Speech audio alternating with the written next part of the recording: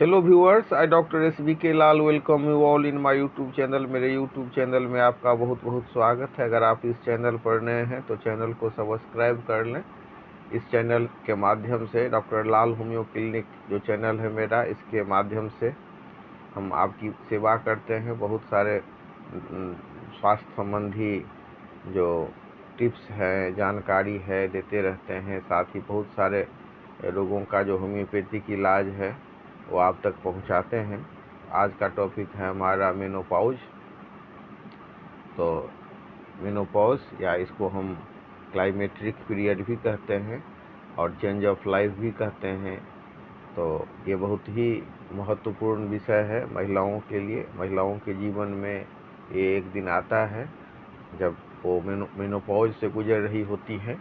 और ये दो तरह का होता है, एक होता है नेचुरल मेनोपॉज और एक होता है कि जब ऑपरेशन के बाद यूट्रस का रिमूवल होता है उसके बाद मेनोपॉज हो जाए। तो आज इसी पर मैं चर्चा करना चाहूँगा और इसके साथ जो कुछ प्रॉब्लम सब एसोसिएटेड है उसका भी चर्चा करूँगा और क्या हम करें जिससे कि हमको बेनिफिट मिले। इस मामले में होम्योपैथी आपकी बहुत ही अधिक सहायता करती है। तो सामान्यतः जब 1 साल तक पीरियड बंद होता है तो कहा जाता है कि मेनोपॉज हो गया। और अगर मतलब हम केस हिस्ट्री के हिसाब से देखें, केस स्टडी के हिसाब से देखें, तो सबसे लंबा जो मेनोपॉज का पीरियड है जो चलने वाला रहा है वो 7 साल का आंकड़ा उपलब्ध है। तो ये कोई बीमारी नहीं है, ये तो जीवन का एक अंग है। It is the part and parcel of our evolution. तो कुछ महिलाओं के लिए ये इतना सहज होता है जो एकदम फिजिकल वर्क बहुत ज़्यादा करती हैं, गांव घर की महिलाएं हैं और पूरा एक्टिव रही हैं, विलासितापूर्ण जीवन नहीं बिताई हैं और जिनका प्राकृतिक वातावरण में जीवन रहा है। तो ऐसी महिलाओं को पीरियड बंद होने के समय में कोई दिक्कत नहीं होती है। बहुत सहज ढंग से वो मेनोपॉज को उपलब्ध होती हैं, न ब्लीडिंग होता है या न कुछ। लेकिन आज दुनिया भर में आबादी का जो बहुत बड़ा हिस्सा है तो उसके लिए ये बहुत बड़ा प्रॉब्लम हो जाता है। मेनोपॉज एज में पहुंचने के बाद बहुत सारी दिक्कतें शुरू हो जाती हैं। हैवी ब्लीडिंग हो जाता है या एक ब्लीडिंग बंद नहीं हुआ कि दूसरा शुरू हो गया। और ये आंकड़ा उपलब्ध है कि दुनिया भर में बच्चेदानी यानी कि यूट्रस निकलवाने का बहुत बड़ा कारण है ये हमारा मेनोपॉज के समय में जो हेमरेज होता है वो। और अगर हम कारण की बात करें तो इस समय में शरीर में ढेर सारे जो फीमेल हार्मोन है उसकी कमी हो जाती है। Estrogen, progesterone, follicular stimulating hormone FSH और ल्यूटिनाइजिंग हार्मोन, ये इनकी कमी हो जाती है। और इन कमी के साथ साथ मानसिक और शारीरिक दोनों स्तर पर महिलाएं बदलाव का अनुभव करती हैं। मूड स्विंग हो जाता है, मतलब कभी उदास, कभी नीम कभी सहज सहज जैसी स्थिति हो जाती है, कभी चिड़चिड़ापन, कभी प्रसन्न होना, छोटी छोटी बातों पर गुस्सा होना, बच्चों के प्रति उदासीनता होना, कभी कभी रो देना, डिप्रेशन जैसा प्रॉब्लम फील करना। और शरीर में रक्त का असमान वितरण होने लगता है। शरीर का कोई भाग बहुत गर्म हो जाएगा तो कोई भाग ठंडा हो जाएगा। आप अक्सर इसको अगर अनुभव करें तो देखेंगे कि मेनोपॉज से सफ़र कर रही महिलाओं को कई बार जाड़ा में भी झल जैसा आ जाता है, हॉट फ्लैशेज जैसा फील होता है और कपड़ा उपड़ा को उतार देने का मन करता है। तो ब्लड का जो रेगुलेशन है ब्लड फ्लो का वो ऐसा हो जाता है कि कहीं पर एक्सेस फ्लो हो गया और कहीं पर कम हो जाता है। और शरीर इसके घटते हार्मोन के कारण जो है पूरा पूरा एडजस्ट नहीं हो पाता है। कई बार हम देख सकते हैं कि साइकोलॉजिकल चेंज, इंसोमेनिया। और अगर हम मॉडर्न जो चिकित्सा प्रणाली है उसकी बात करें तो उसमें हार्मोन रिप्लेसमेंट थेरेपी दिया जाता है महिलाओं को।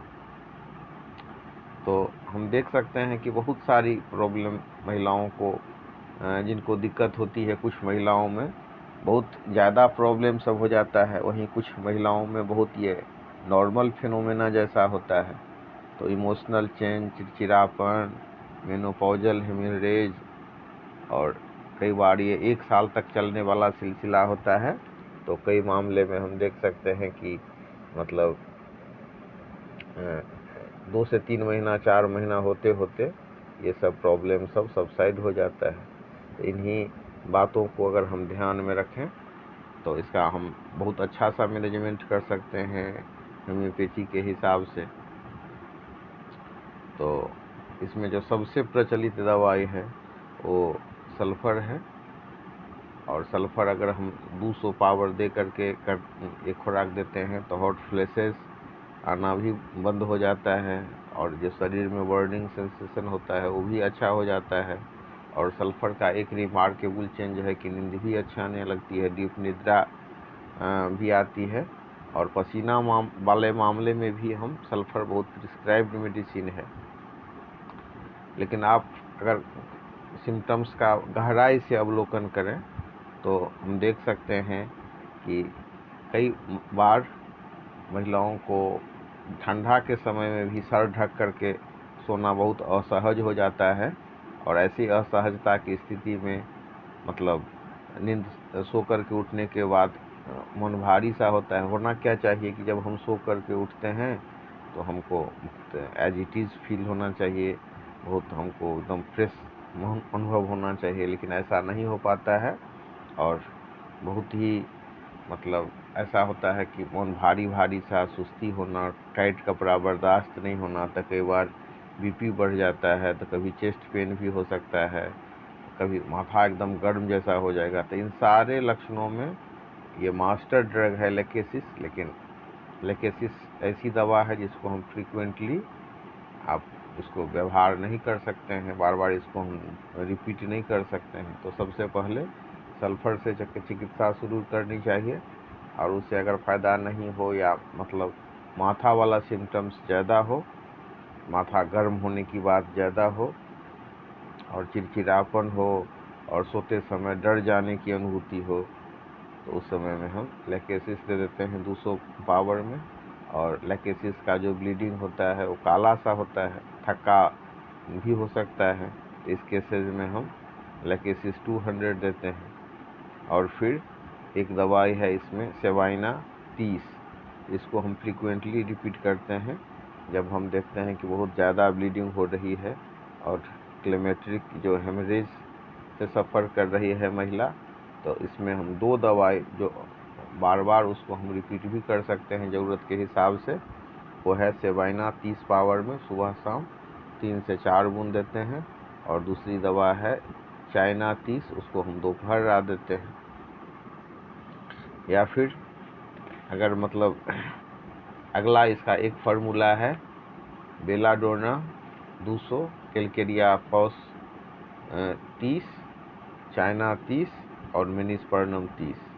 अगर मतलब बहुत ज़्यादा परेशान हो रही हैं महिलाएं और उनका ब्लीडिंग भी ज़्यादा हो रहा है, तो कई बार मैं ये नुस्खा अपनाता हूँ।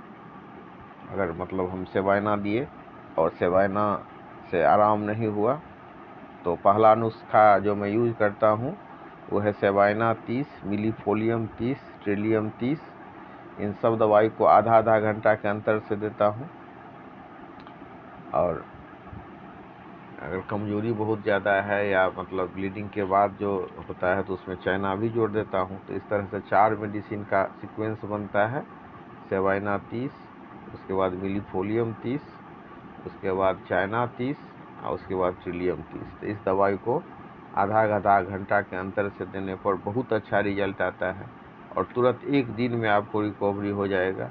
और साथ में ध्यान रखें कि अगर सिर वाला सिम्टम्स है तो उसमें हम लेकेसी से खुराक दे देते हैं। और अगला जो मेरा कॉम्बिनेशन है मेडिसिन का, उसमें मैं देता हूँ बेलाडोना, कैलकेरिया फॉस, चाइना, मिनीस्पर्नम।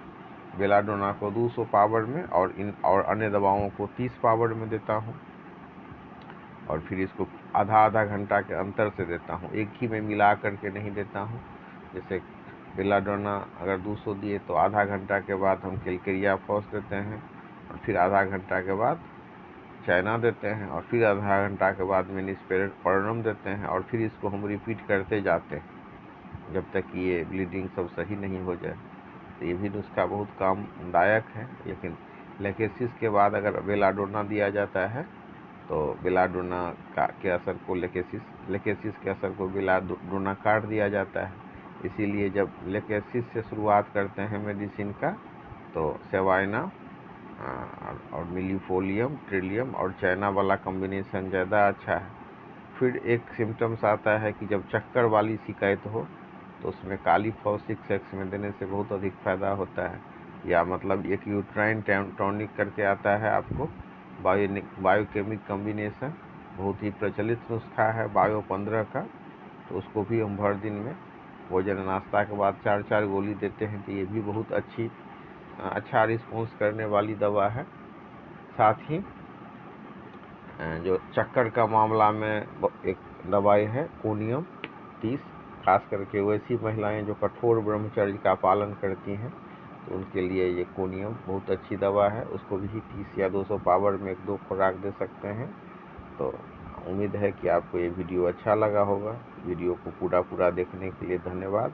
लेकिन मेरा ये विनय है, मेरा ये आपसे अनुरोध है कि अपना इलाज अपने से नहीं करें, या मतलब कहीं से दवाई सुन करके इलाज नहीं करना चाहिए। आपको जो आपका इलाज कोई जो अच्छा सा डॉक्टर हो, जिसके पास अच्छा सा नॉलेज हो, तो जो वेल फर्निश्ड और वेल एजुकेटेड डॉक्टर हो उसके निर्देशन में इलाज कराएं। तो होम्योपैथी के माध्यम से जो मेनोपॉज या क्लाइमेट्रिक पीरियड है उसमें जो चेंज है उस सबसे बहुत अधिक राहत मिलता है। और लास्ट में एक नुस्खा मैं बताना चाहूँगा। वो नुस्खा है कि थैलेपसी वर्सा क्यू, और थैलेपसी वर्सा के साथ साथ अगर उसमें हम ट्रिलियम पेंडुलम क्यू मिला देते हैं और उसको देते हैं भोजन नाश्ता के बाद भर दिन में 3 से 4 बार,